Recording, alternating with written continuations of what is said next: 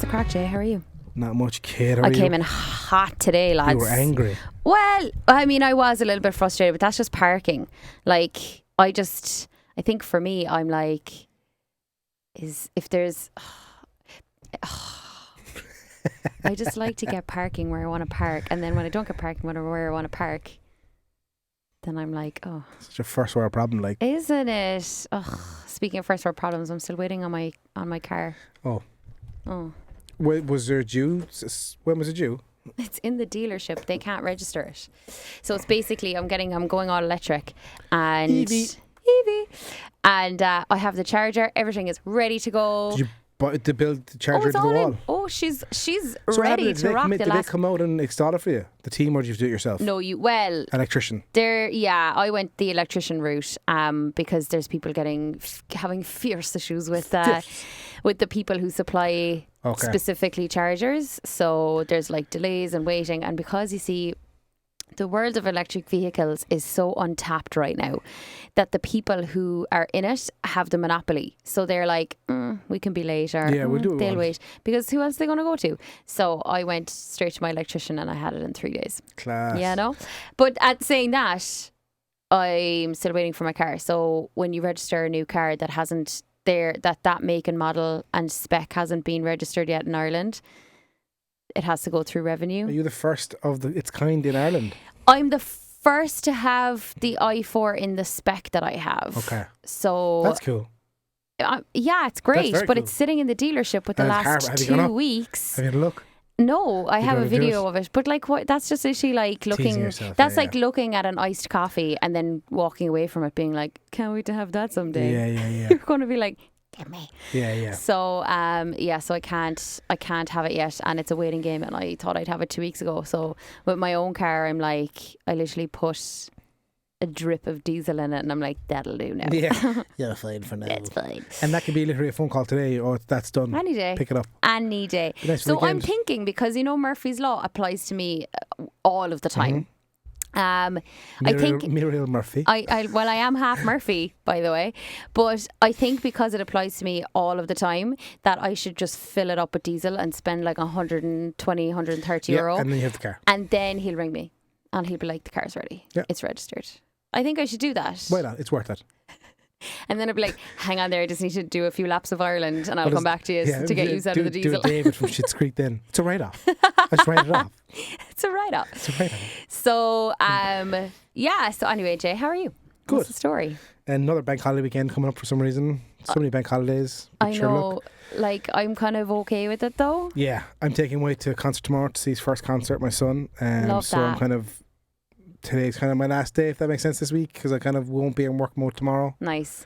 But that's the beauty of owning your own business. It's like, you don't have to hustle every single day. No. The beauty of being an entrepreneur and owning your own business, yes, there's a ton of cons, but but at the same time, being able to be like, I'm just going to have 3 or 4 really busy work days this week, so I can take Friday off, so I can take a half day this day, so I can do this on that day.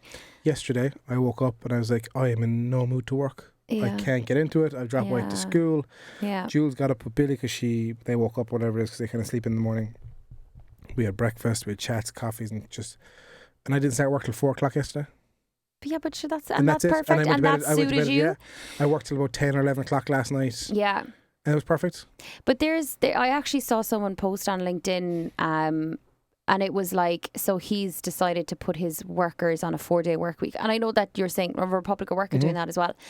And like, I think that this kind of flexibility with work, now, it's kind of a mixture, right? Because you have the people who are like workers that are like, I'll put my all into those 4 days. And then you have those people who are like, woohoo, 4 days to like kind of DOS and stuff. Yeah.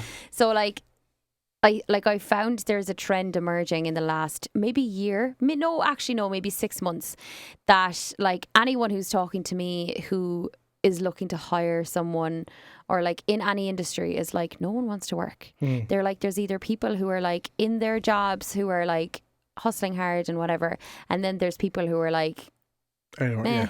And then you see, so I think we need to be, I suppose, careful in a way as to like how we talk about flexibility. It's not like we're giving you more time to DOS. It's like we are looking at more like productivity. We're looking at how to make people more like productive, because I feel like there are certain people who they're more productive in the evening. Like you said there, if you're having a bad day or if you're just not in and your head's in a brain fog, and then at 4 o'clock you find your flow and you're like, I'm going to work straight now until 10 o'clock or 9 o'clock, whatever it is. Like, I think that should be allowed, because I think that it's like companies are moving towards a level of, here are your tasks for the week.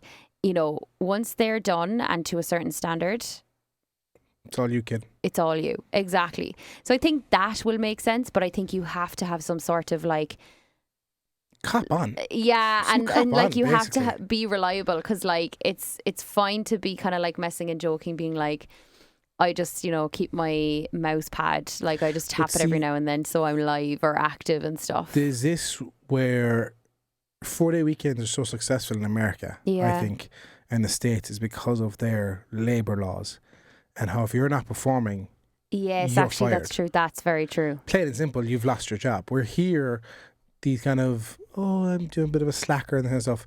They get 4 warnings, they get this, they get that. That's the thing. They're quite cutthroat in North America. Like, I remember in one of the jobs I worked in, like a few times it happened where it would be like, oh, it's an all hands meeting, and then you're all in the all hands meeting, and it's like they talk through whatever topic, and then you realise one person isn't in that meeting, and then you come out in the meeting and that person's desk is cleared, and they are near to be seen, and you're like, they've been removed by security. They are gone. But saying that, like here, being fired over there isn't. No, it's not. It's not a faux pas. No. Like, you can walk into another job the next day. You absolutely can. It wouldn't hinder you with them or like with the company or you personally. Yeah. We're here, if you're fired from a job, it's, oh Jesus, that company, he was fired. Now is he or she? Do you know? It's like, so maybe we need to change stuff up. I don't know. Is that wrong? See, there's being like the people who were let go. The people who were let go weren't performing as well. So like, I think there should be like, there's being let go because the company isn't doing very well and they need to like trim the fat, or they need to just be like, where we need to let go of the people who we just can't justify their positions anymore, or we don't have the budget, so we need to like really make our team like 4 people and not 12. There's that. There's absolutely no shame in that, and there's no shame anyway. It's like, for me, if you're let go from somewhere because of your performance, that means that you need to work harder, you need to work smarter, you need to work as a better team player, whatever it is. You need to look at yourself and be like, you know, like, is there something I need to improve? Like, yeah, but majority of people don't do that. I majority know. of people see the corporation as the big baddie who fired me. Well, I mean, there's a few different sides of the coin. Like, I've worked with some people who are just not team players, who, you know, will absolutely like let a campaign run, spend over 100 grand over budget, and walk out the door, clock out, literally 5 o'clock hits, they are gone. Can't contact and they them. don't give a flying F about their, like, what they've done. They're just like, oops, soz, bye.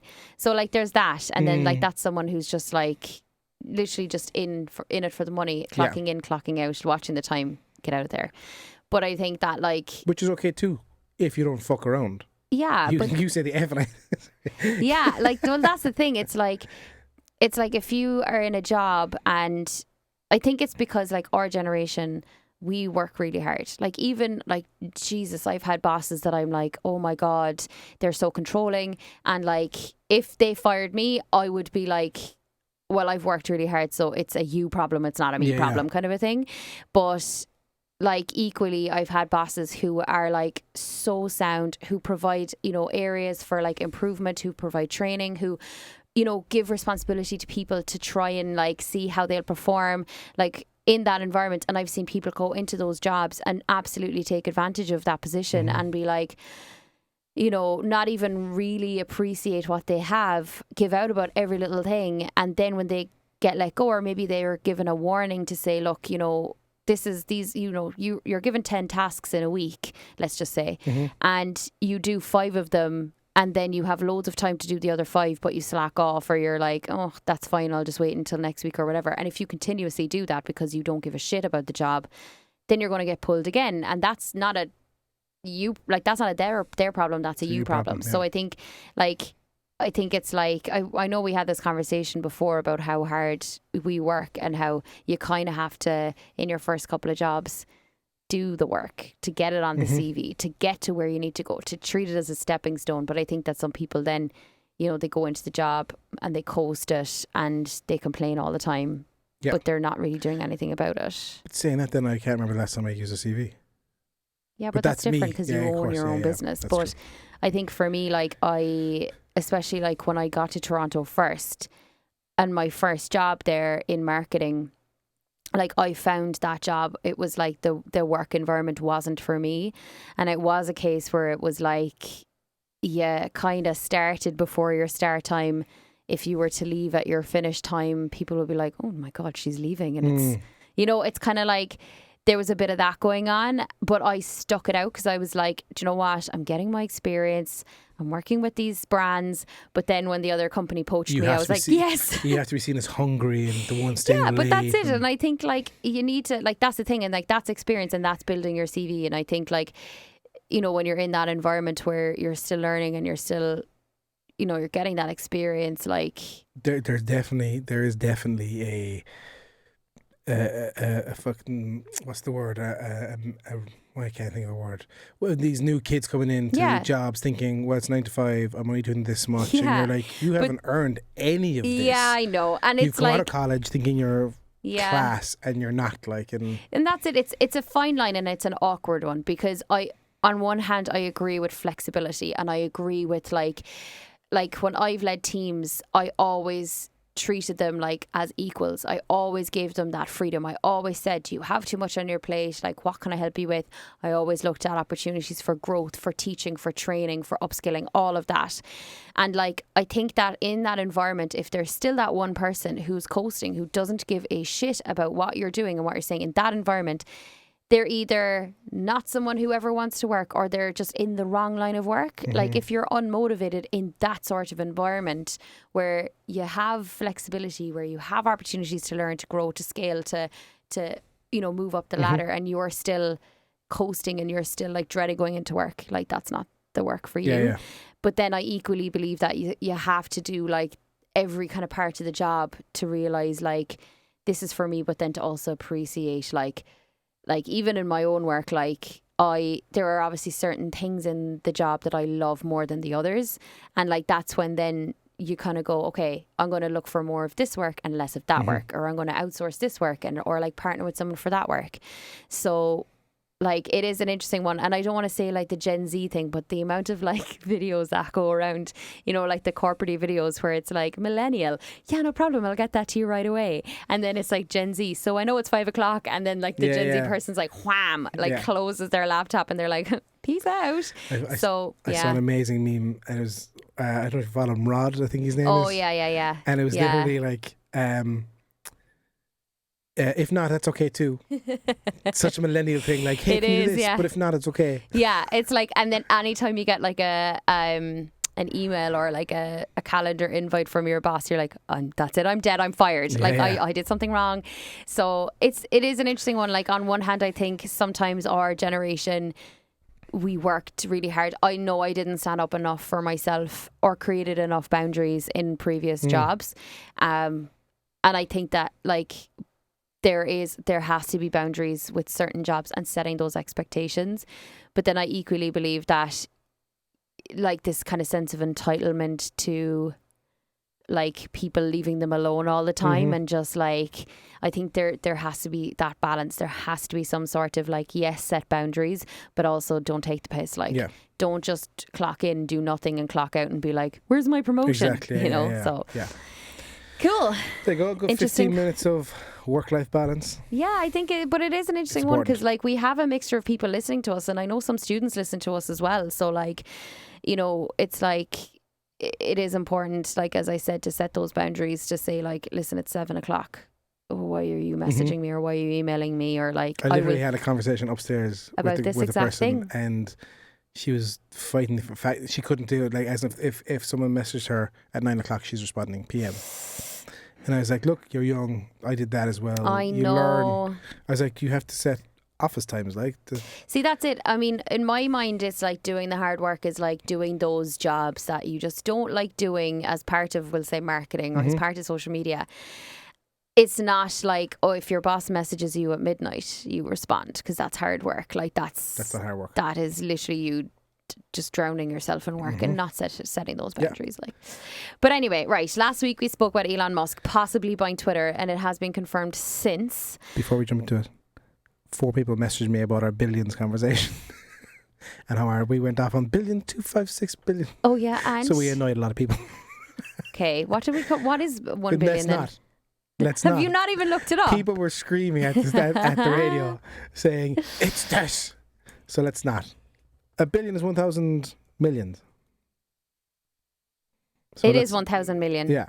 But when we were like 24600, people were like, will you shut up? Do you know what though? When you're listening to a podcast and you know the answer and that person is scrambling to find it and you never get that retribution at the end, or you never get the answer, and you're like, and they're like, yeah, they're like, that's fine, we forget about it. No, and they're like, I can't. Like, I'd be, sometimes when I'm listening to podcasts, I'm like, I get a twitch because I know what they're trying to say when they're like, what's the word? So yeah, he did it.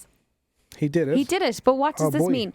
Like, so he's talking about, like, he's a firm believer in like free speech anyway. So I don't think he's going to not allow freedom of speech, but like, what's he going to do? For some reason, it's taken a story of, he's going to put Trump back on Twitter. It's like, where is this? What's this about? Like, I've seen this a few times on Reddit, and so I'm like, who cares what he does? Like, if he puts Trump back on Twitter, he puts Trump back on Twitter. What I found very interesting is he got funding and financing for half of it. He didn't front the whole half of it, but anyway. Okay. Oh, this is an interesting one. So, April the 9th, 2022, Musk, no one calls him that. Elon, no one also calls him that. He has to be called by his full name. Anyway, Elon Musk tweeted saying, "And no ads. The power of corporations to dictate policy is greatly enhanced if Twitter depends on advertising money to survive." So how are they going to do it? That was on the 9th of April though. So that'll be interesting because, like, if you're like, how are you going to make money on the platform? Because, well, obviously. This is it. But it was an interesting scenario because how he did it. He gradually, like, he announced 6 weeks ago he owns 9.2% of the stake shareholders in Twitter, so he became the highest shareholder in Twitter. Yeah. The board asked him on. He refused and then said, "I'm actually going to buy you." Okay. So he has a plan, 100%. No, he definitely does. But like, he has a lot of money, right? We worked that out last week. He financed half of it. So half it's not his. So he has 21 billion invested. But also, if he decides to get rid of advertising, where are they going to get the revenue?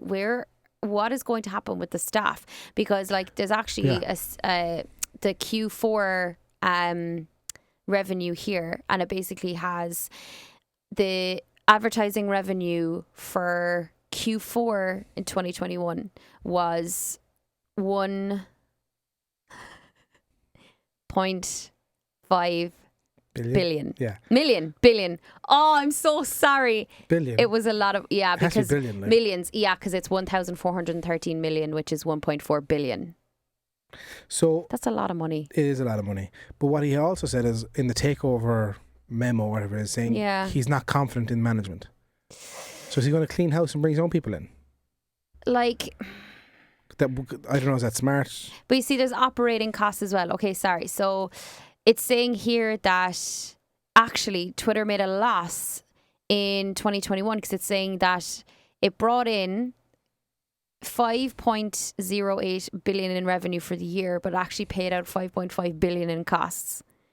So, like, between, I suppose, you see, you've your staff, sales and marketing, general and administration, research and development. So what's his plan? Because, like, he pays, so he has ownership, but then he also has all of these expenses. He has staff, he has operating costs. He needs to keep engineers. With data. He's going to sell all the data. To who, though? To everyone. There's no end-to-end encryption on our messages and DMs and Twitter. So he has full access to every DM that's ever been sent on Twitter. Well, if he thinks he's going to, well, he might make more money on first-party data, because if he gets rid of ads, like, I'm just thinking about all of the different countries and all the different account managers who their job is selling ads. Like, I have clients who do Twitter advertising it's like, what's going on? Yeah, and that's what the happen? CEO said. What's his name? I can never tell. Parag Agrawal, is it? Parag Agrawal. He literally said, told employees on Monday, the future of Twitter is very uncertain. Yeah. Once the deal closes, we do not know which direction the platform will go, and we hope for the best, basically. The shareholders, like, if he's the main shareholder in the stake, he's also voting for himself to say yes, like. But they unanimously approved the bid. Like, look, I mean, you're still going to get, like, organic is still there. And if anything, organic's going to is the only way forward if that's the case. But you see, he also has advisors. So yes, he probably tweeted to say, like, I think for him, he wants it to all be organic. So like freedom of speech comes from you say something on Twitter and then people, they either agree or disagree. If they agree with you, they'll retweet or they'll talk about it. They'll kind of give that enhancement to get that extra reach. But I think he's saying, like, he doesn't want the case where it's like, I'm going to spend hundreds of millions of dollars on ads to change the narrative or to, like, force my opinion on somebody. So, like, that's what some people use Twitter for. That's what happened with the Trump campaign, where they spent millions and millions of dollars on campaigns to change people's minds or to change people's perspective. And I think for him, he's like, yes, there's freedom of speech, and then the people who follow you will listen to you, and the people who agree with you will retweet you or get in parts of the conversation. But the people who will say don't necessarily agree with you, or maybe are on the fence, and then they see you're advertising this particular way of thinking, then they'll be like, oh, now I agree with you because that was served to me in an ad, and yes, you are correct. Like, so I mean, I get it in one point of view from like his methodology, but I think from a revenue generation point of view, like Twitter isn't a physical product. It's not like Tesla. It's not like he's like, oh yeah, let's bring out a new car, it's going to sell, let's now bring out all of these like specific chargers, these specific things to do with our car. I have a satellite in the sky, I'm going to sell internet to people. That's a physical product, like that's a physical thing. So this, like, Twitter isn't like a product unless he includes, if he brings in full on subscriptions, log in, like, he's going to lose a chunk of people from the app. What he could do, and what could be an idea, is if he was to monetize it some way for corporations, where companies would have their own in-house Twitter feed built in, and like a Slack channel, but it's their own Twitter. Yeah, just maybe. If that idea where, I don't know, there's different ways of doing it. Yeah, like, I mean, you have a good point there in that it's like using the actual platform, licensing out. Yeah, the actual software of it to something like that. I don't know. That's actually, that's a good idea. Yeah, but I don't know. At the same time, it's. I can't see him stopping ads. I can't see him stopping I'd ads. say his advisors would be like, I mean, like, nothing broadcast would survive without advertising. So I don't know. To go back to last week's episode as well, we talked about the edit button on Twitter. So the idea, from what I've got, we got a lot of feedback across our channels on it. People commenting and talking to us, saying that if you do retweet something, and then let's say I put a tweet out, you retweet it, I edit the original tweet, the tweet is deleted off your page automatically.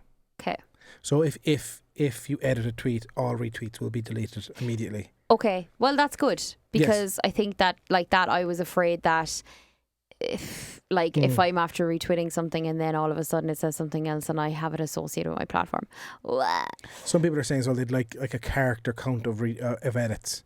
So like maybe 50 to 100 characters only can be edited, if that makes sense. I don't know, it's a whole thing. Like, as I said, I get it from the point of view of, like, I have tweeted before with typos. Yeah. And then if it gets, traction, I've done it for companies. And then you're like, oh, I've done it for businesses. And I meant you apostrophe RE. So, like, it does, like, that's annoying. Especially, like, remember when you couldn't edit reels, when you couldn't edit the text in reels, and then it starts getting the reach, and then you're like, well, if I delete it just to fix this typo, I'm losing that reach, and then now it's going to come up as duplicate content. But wasn't there a scenario as well where if you edited the text, that affected your reach as well? At the start. Now it was kind of just a rumour of it. If you edited stuff. I've edited captions. Do you know one of the worst things is? What? When you send a newsletter out to thousands of people, and then you get a text saying you spelt that wrong. I'm like, oh, it's happened. Oh no, it's happened. No, it's worse when there's a typo in your tile that you've posted. So like it's on the image. A lot of people kind of skim past those though. Sometimes, but Sometimes then you get sometimes you're Graham like, Yeah, bro.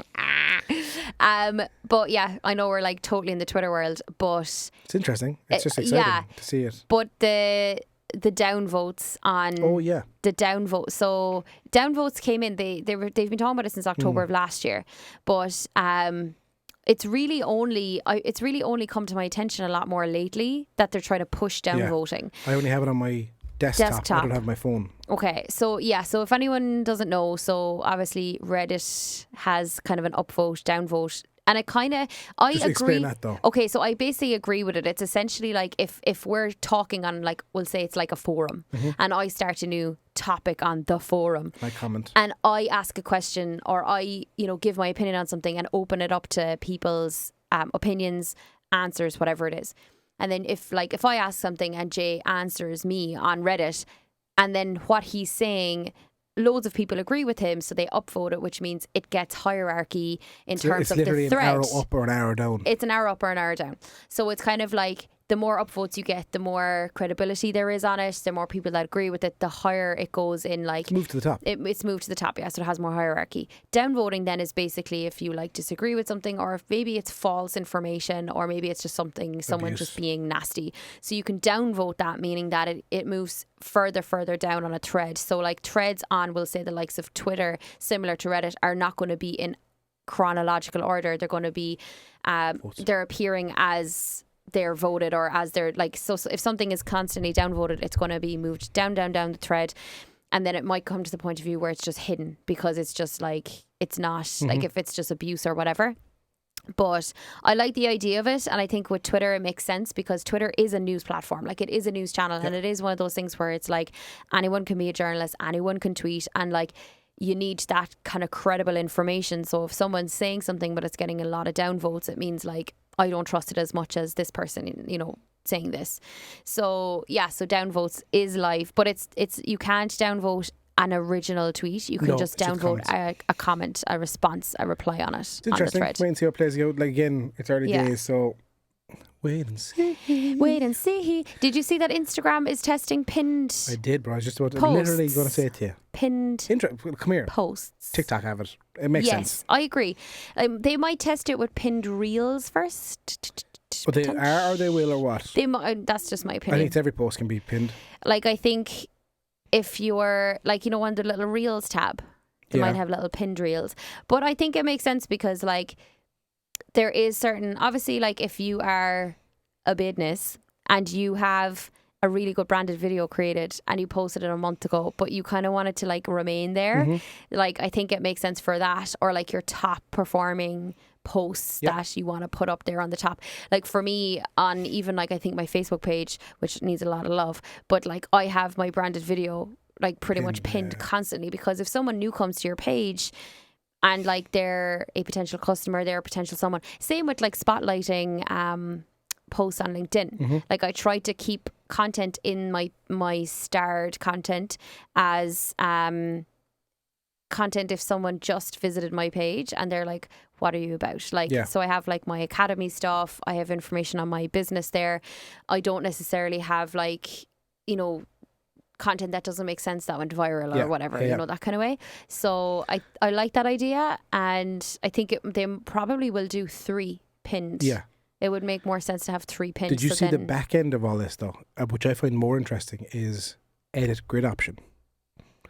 So you can drag and drop. So you can edit and reshape your posts where you want to. That's a dream of life, isn't so it? Instagram are also testing the edit grid option that enables you to rearrange your profile gallery as you choose, regardless of when it was posted. I really like that option. I really like that option. Yeah. The only thing I suppose is like this. So we're all for chronological order on Instagram.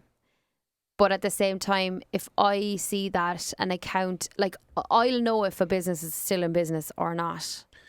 Correct. If they're posting regularly. So like I like to see, if I'm making an inquiry to eat somewhere or go somewhere or make an appointment somewhere, and I'm like, I just want to make sure that they're still, I do that they're well. active. I go to Instagram and I do then especially because like it's so weird, like my go-to if I'm booking somewhere is a DM on Instagram. It's not picking up the phone anymore. It's not even going on the website and looking at the booking system. It's going on Instagram. Saying, hey, can I book a table? Seeing if they're active on stories, seeing when their last post was, and then sending them a DM. Asking, can you book a table, is it? Or asking, like, are they open for reservation? Or, like, for me, I know it's really weird, right? But, like, and it just shows activity. You're right. I just think it's like, if they're active on stories, if they're active on feed, that will be the first place you get your answer. Like, because on Facebook, if you send a message to a page, your notifications as a social media manager, they're not as pushy when you get a message to your page, unless you literally have like I feel like a messenger is like email. Yeah. It's like, I've sent this message, but I'm not in any rush. Take your time. Whereas I feel like sending a DM on Instagram is almost like, it's like, okay, we need to answer that question. Because for me, it annoys me when I see like the unreads, and I'm like, especially for if a it's company, like, especially because I do, very little community management, right? Just something out there. But like, when I see, like, I'm like, oh my God, answer that message, because that person wants to like book in, or that person wants to do this. We're leaving money on the table if we don't answer. Yeah, so like, that's when I think for like Instagram messages, it's like, that's where I do that. So if I see a grid that's a little bit like, when was their actual last recent post, or maybe they'll do chronological order in addition to it. I would say it might be a little button at the top, sort by date, sort by favourite, whatever. Interessant. YouTube Shorts has up to 30 billion views a day. Yes. Which is huge. Yes, I've kind of started watching them a bit more. And you know what's hilarious? They're like, ooh, let's start ads. Immediately. So ads are starting to roll out. They're testing ads now. Well, I mean, YouTube is massive for advertising, like huge. I also like that option. Now I'm testing it beta with a client at the moment. But basically, there's this new option in Google Ads where you can like create one ad and put it everywhere. Oh, nice. On all of Google's products.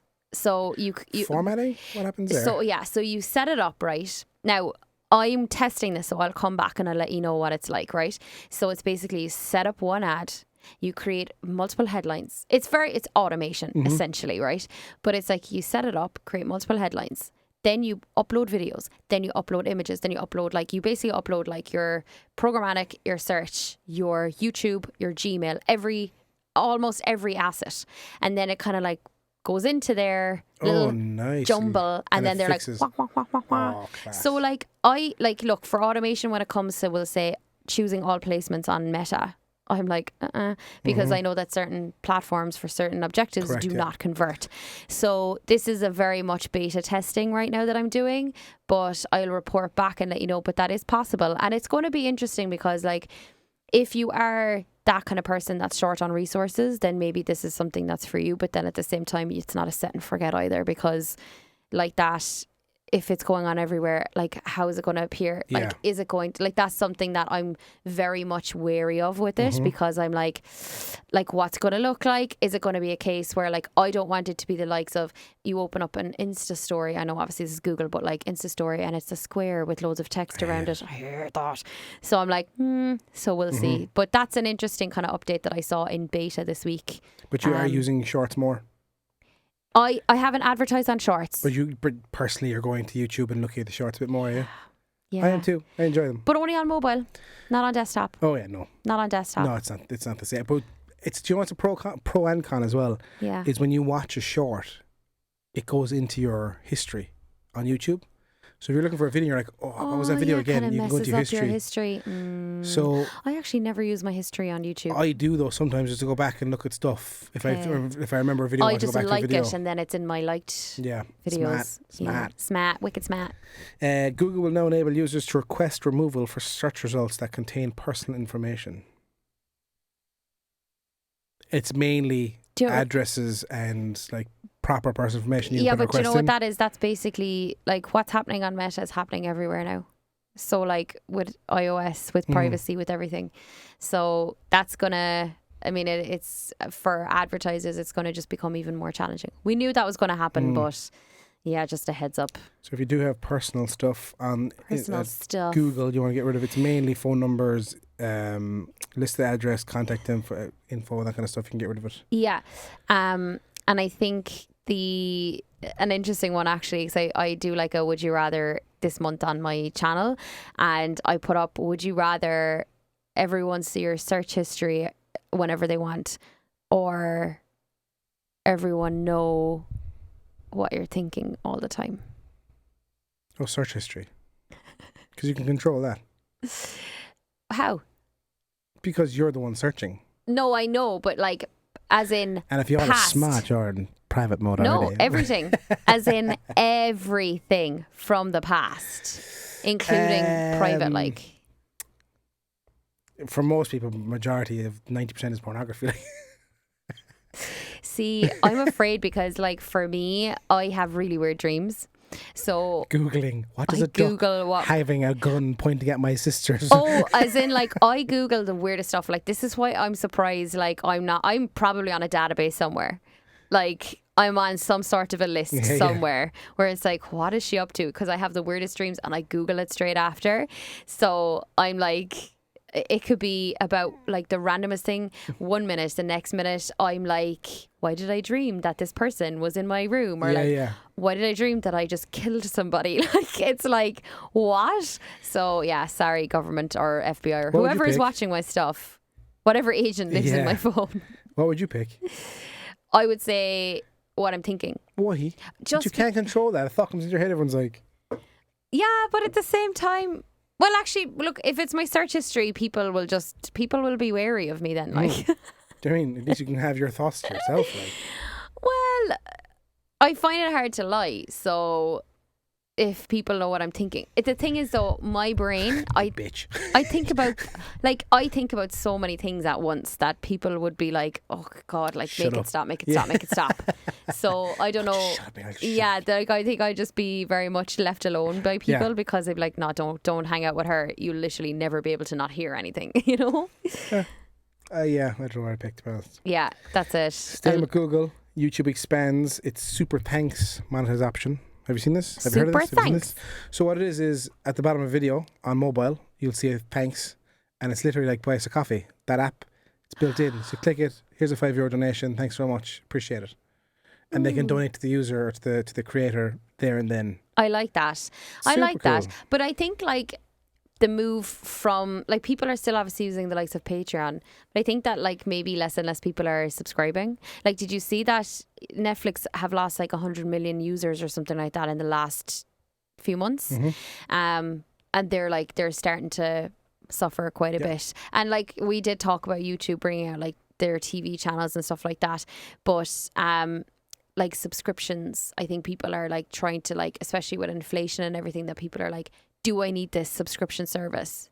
Maybe not anymore. Yeah. Maybe I don't have enough time, or I'm not at home as much, so I'm going to, instead of like being subscribed to like 3 separate TVs or like streaming channels, I'm going to choose one really good one.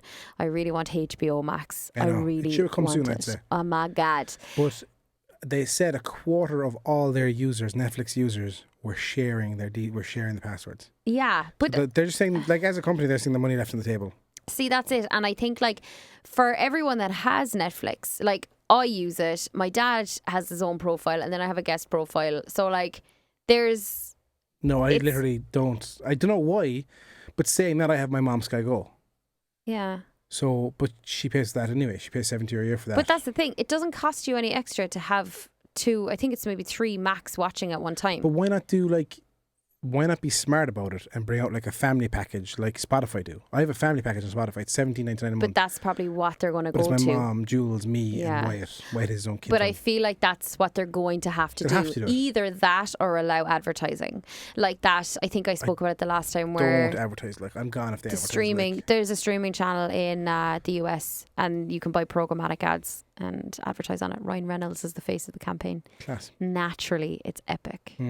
The ad. So I love him, like, Talk about a marketing genius, like. Absolutely. And I love, like, when people use him for advertising, you're like, this is an ad. I know it's an ad, but I love it so much. Like, I can't stop watching, because he's just like, I'm about to sell you something. Yeah, the whole Mint Mobile thing was baffling. Like, it was a joke at the start, and he's like, no, this is actually going to work. Let's start a mobile company. Yeah, literally, like. And now he has like a Vodafone. He owns a Vodafone, but it's called Mint Mobile. sold his gin for 600 million. But this is what I mean. He could sell anything, like anything. So what was I going to say? So yeah, so Netflix will either make money from advertising, or they'll say only one user can watch at one time, one screen or one device at one time. If you want to have multiple screens, it's going to cost you this. So which I don't mind that. Do you? Yeah, because I mean, if it's $3.99 extra a month. And yeah, it's but Netflix they've gone from like $9.99 a month to like almost. They were like $6.99 a month. Yeah, so like, and the thing is, people are 15, like, people have access to getting to watch what they want in different ways, and like, I think that it's like a lot of people now might have Disney Plus Netflix plus HBO plus whatever. Yeah. So like, there is going to be a time where like at the end of the month you're going to be like, okay, are we actually, what's going first? So, and Netflix know that, and the thing is, they make money from subscriptions, but they have Netflix only films, Netflix only shows like The Witcher, Stranger Things. They cost a fortune. Bridgerton, they cost so much money to create, and they're Netflix specific. So unless they start selling their shows to the likes of HBO, to the likes of whatever, so that they can, like, to Sky and say, look, you can have Bridgerton and have it on, just send the rights to them, whatever channel. But then, I don't know, then it's on Netflix. But saying that, they could, because like if you have a Sky Go box or a Sky box, yeah, you can watch your Netflix on it. It's an app on the Sky app. That's part of it. But now is it a case of like, if you don't have that, can they sell the license? But then will people just have that channel because they only have Netflix to watch Bridgerton? Yeah. So... yeah, this is my brain. This is why we talk about multiple things at once on the podcast. I love it. Yes, I love it. So yeah, that's I suppose my 2 cents on that. Have you been watching Reels on Facebook? Have you seen the new update, the new format on Instagram? What? The new format, the new layout of the Instagram feed. I got it this morning, so it's no longer long videos. Everything is the same size. All that, what is it, 720 by 1280? Everything. And the audio's in the bottom right, and the likes and stuff are in the bottom left. Have you seen that? No? I showed you after. It's on my phone. Ooh. Yeah, it's a whole new layout. I was like, when did this? I didn't think there was any layout happening. That's big. That's pretty major. Yeah. So the actual home page is fully reorganized, as in like layout-wise of content. So Reels aren't full screen? No. Ooh, no, they're all, I think you have to tap into them to go full screen again. And they're square. They're not even. It's kind of a rectangular square more than square. 4x5 then. I'd say 4x5. Yeah. Ooh. Yeah, I'll show it to you after. Interesting. Okay, yeah, that's a pretty big bomb to drop there, Jay. Isn't it?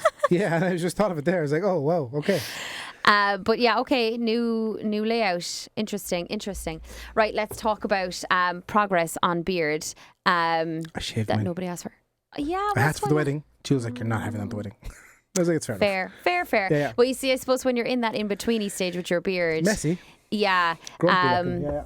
West Cork Beer Company. West Cork Beer Company. So give us the update of Paul's beard. Yeah, it's going very, very, very well. Very well. Beard brush now, he needs to get a couple of more bits, right? But between the oil and like the brush, it's like ASMR. It's coming along very nicely, very, very nicely. And as you can see from my chin, no rash. There is no rash. There is nothing, no agitation, nothing.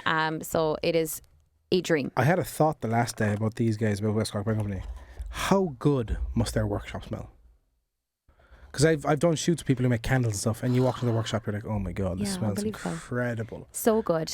I'd say Colin just smells incredible. Do you know what I mean? Like, you're like, God, you smell good. Because honestly, like, well, with the oil, the peppermint oil that Paul's using, it smells very nice. Yeah. Like, it smells so nice. It's kind of like... Colin be listening going, what is Jason? I know.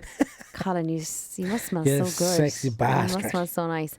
But yeah, no, thank you, West Cork Beer Company, for sponsoring this podcast, but also for, I suppose, for me, it's like education as well. And I think for our listeners, it's like, because we have such a mixture of listenership, that we have the women who are listening whose partners have beards, want to grow a beard, whatever it is, that are maybe thinking, oh, okay, so there is a way of like having a partner that has a beard that doesn't send me into oblivion every time that he kisses me, because like that rash. And then we have guys who may have beards who put nothing in them, on them, around them, whatever, like no maintenance, that are listening going, I can actually have a beard that I can grow that, you know, isn't uncomfortable, that feels good on my face, because like it is a look, and like, you know, people do like a beard. They do like a beard, and I think it's like, I really like that look. I think a beard can look very smart with like, you know, a specific outfit, a specific look, and I think beard, sunglasses, even that's his logo. Yeah. It's a beard with sunglasses. It's a look. And follow Colin as well, because he is very informative. Like, he didn't attack a major company recently on social media verbally. Yeah. But he was correcting them, saying, because I think the company said, pure cedar oil main ingredient. And he was like, no, it's not. I looked at your ingredients. I looked at the back. It's like the 15th ingredient after all these emulsifiers and just wrong stuff to be in. And he goes, keep an eye on, like, he wasn't knocking them. He was just saying, if you are buying this product, just make sure you know what you put in your face. And that's why I like supporting, you know, the smaller brands, the local brands, the Cork brands. But I think it's because, like, a lot of the companies that I support, I know that they do their due diligence. Like, they are not like a large corporation that's like, this is, you know, we can mass produce using these ingredients, even though some of them are toxic, but we'll produce them, we'll sell them at a discounted rate, and will own the market because of this.